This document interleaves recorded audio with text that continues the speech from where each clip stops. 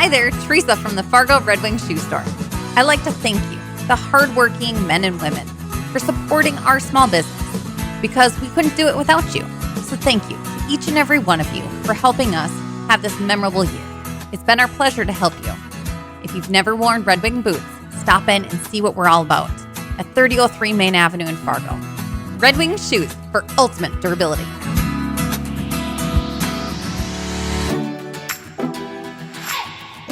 Good morning, everyone. Thank you for joining us for this Facebook Live on your Friday morning.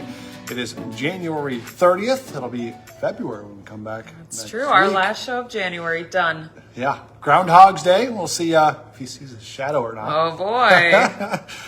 Quick reminder for you before we dive into our news and weather headlines this morning. You can find us live here on Facebook. We go live each weekday morning around 8 o'clock for you. If you can't watch us live, watch us whenever it's convenient for you because it stays on your feed throughout the day. You can also find us on our YouTube channel, our Inform YouTube page, and your favorite podcast platforms as well. Just go to inform.com/podcasts and you can look for the Inform Minute. All right, this morning, cold. Very cold. Frigid yes. Friday, if you will. Teens, 20s below. Actual air temps. Ooh. We've been down to like minus 16, I think, off the top of my head here in Fargo, which is where it's sitting right now. This is the coldest part of the day. It's really cold. 26 below in Langdon. Ooh. Air temp. Yeah, that's brutal. Owie. Wind chill values have easily been in the minus 30s. Potential is there for as cold as minus 40. So there's a cold weather advisory in effect until 10 o'clock this morning. Temperatures make it to about 0 this afternoon. Yippee-doo. I think we briefly touch 0. Some spots will stay sub-0 all darn day. Luckily, there's not much for wind. I think we're really lucky that there's not a lot of wind, or you would be looking at some crazy impressive wind chill values. So minus teens for feels likes this afternoon as the wind turns around to the south, 0 to 10 miles an hour. Tons of sun throughout the day, so it's another sunglasses type of day. Yeah. We'll wake up with sunshine tomorrow, have increasing clouds, and the wind picking up as your Saturday goes on. I'd say sustained between 20 and 30, gusting up near 40 miles an hour. Then we're going to introduce some snow to that. Snow slides in from the west. A lot of us will have a mostly snow-free Saturday, especially the further east that you are. Out west, they'll wake up with it, and then we'll see it slowly march its way across North Dakota throughout the day. I'd say Highway 281 close to about noon. Scattered snow showers in eastern North Dakota through the afternoon before the meat and potatoes of the system moves in later Saturday night. Okay. Heaviest of the snow will be late Saturday night through the overnight into early on Sunday. Snow starts to let up throughout Sunday morning. It'll kind of take its time, but the overall theme will be to let the snow get lighter throughout Sunday.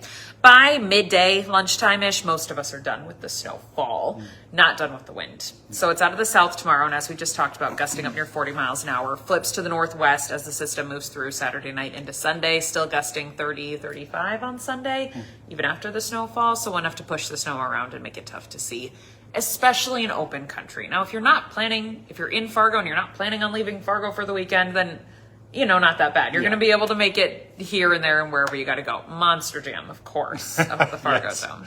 Town to town traveling, open country, that's where it's going to be harder to see with any sort of a blowing snow threat, including Sunday afternoon after the snowfall is done.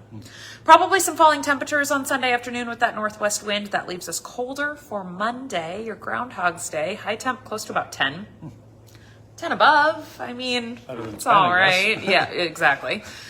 Teens on Tuesday, 20s on Wednesday, 30s on Thursday. Going the right way. I know. Decade jumping in the right direction. Probably some melting weather late next week. I don't think it's like tropical or super warm, but Thursday is my token day where it looks warmer. If there's too many clouds, then we'll have to lower the temp, which would be a bummer, but we'll watch it. Sure. Mainly 20s next week is the overall theme for next week, which is actually above average for this time of year. So we'll take it for early February. For sure. Couple little passes of snow next week. Right now they don't look like any big snowstorms, but we'll keep an eye on it.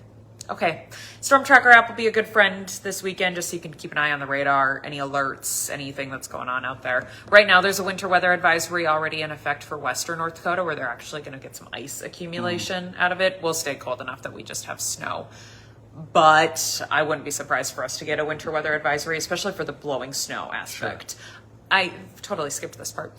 I'm thinking about 1 to 3 inches for accumulation. So it's not a huge snow, but it is that drier snow, blows around pretty easily, and actually blowing snow could become one of our main impacts with this, even though it's not a ton of snowfall All right, I think that's all. All right. Have a good weekend. Thanks, Lydia. All right, let's dive into our news headlines here this morning. Today, a nationwide grassroots protest movement is calling for a national shutdown in solidarity with Minnesota. It comes as tensions have been high over immigration enforcement in the state, including the shooting deaths of 2 people by federal agents. The organization 5051 is calling on protesters for a complete economic blackout today. That means no work or school and no shopping. More than a dozen area businesses are closing their doors in support of this movement. That includes Swing Barrel Brewing, Starbird Lounge, Harold's, Rustica, Kidco Children's Museum, Wild Terra, and more. Several other businesses are limiting their operations. Meantime, President Trump's border czar says a drawdown plan is in the works to reduce ICE's presence in the Twin Cities. However, he is warning it will take cooperation between state and federal leaders. Today, the suspect in a high-profile Fargo murder case is back in the courtroom. Ciandre Douglas is accused of shooting and killing Elijah Hughes outside an apartment in August. The shooting involved an ongoing feud of about a dozen people or so, and it was over a woman. Douglas's lawyer has hinted he may claim self-defense in the case. Douglas will be in court for a contested preliminary hearing at 9 o'clock this morning. A family from the Devil's Lake area has questions after a second family member died by suicide at the local jail. 67-year-old Brian Saylor was found dead in the shower on Tuesday night. He had planned on making bail the next day after being jailed on a failure to comply violation. Back in 2023, the mother of 2 of his grandsons, 35-year-old Cassie McDonald, died by suicide at the same jail. In a statement, the jail administrator said this is a deeply tragic situation. 2 stores are expected to close in the West Acres Mall in the near future. Eddie Bauer and Francesca's are currently holding going out of business sales. No official closing date has been announced yet. A statement from West Acres Mall says that they are actively working to find new opportunities and that they are hoping to make some exciting announcements for stores later this spring. So we'll keep an eye out for that. Monster Jam is back in Fargo this weekend at the Fargo Dome. The show, of course, filled with those huge trucks and high-flying stunts and action. Daredevil Driving 2. There are 2 shows this weekend, one on Saturday, one on Sunday. The Saturday show is at 1. The Sunday show is at 2. Doors open an hour before that. You can get your tickets on Ticketmaster.com. Should be a lot of fun. Today on Hot Mic with Dom Izzo, another night, another win. The Bison women rolled to a 17th straight victory last night. A recap of the blowout over Denver. Plus, it's been a good week for Cole Payton at the Senior Bowl. We'll check in with the Payton family on the eve of the big game in Alabama. Hot Mic is live from 9 to 11 on WDAY Extra and Inforum.com. Also, don't forget, for just 99 cents a month for your first 3 months, you can get an all-access pass to our website, Inforum.com. Just go to Inforum.com/subscribe, and you can get that deal. And join us for the rest of our newscast today. Our next one's at 11 this morning, then 4, 5, 6, 9, and 10. We got newscasts for you over the weekend, and First News is back on Monday morning from 5 to 7, so we'd love it if you could start your week with us. Have a great day and a great weekend. Stay warm, stay safe. Bye.